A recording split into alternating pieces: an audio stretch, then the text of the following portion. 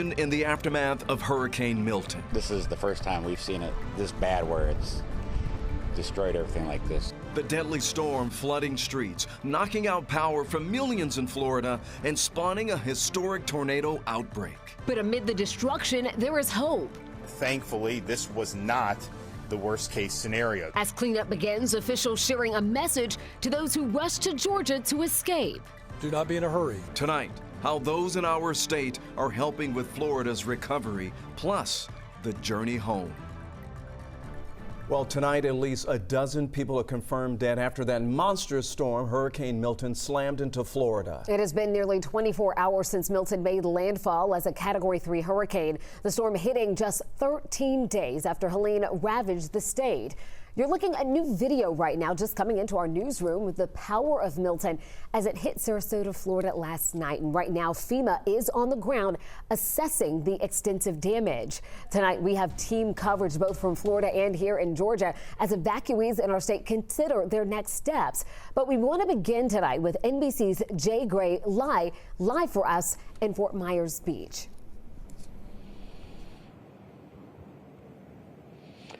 Yeah, and look, this is our first look at an area that was really hit hard at initial landfall. This was one of the strike points, about 80 miles south, so on the dirty side of this storm from landfall. You can see what it did to the resort here, ripped it apart. I mean, ripped through the fence, pulled up trees, scattered tables and chairs. And this is a long beach, so it had a long way to go, and it didn't stop here.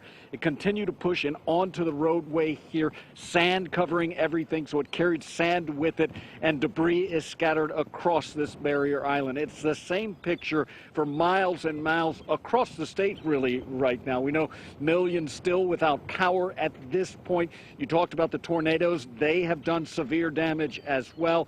Here, they've started allowing people to come back in, and not a ton have. Fortunately, a lot of people evacuated from this area and are waiting, as you talked about earlier, to move in this way. But what they're going to find is not damage as severe as Ian 2 years ago, which really ravaged this island and the entire region, but still enough damage that it has made a difference in a place, in an area that is so tired, so fatigued, so frustrated with just storm after storm after storm. 6 named storms in the last 7 years across Florida.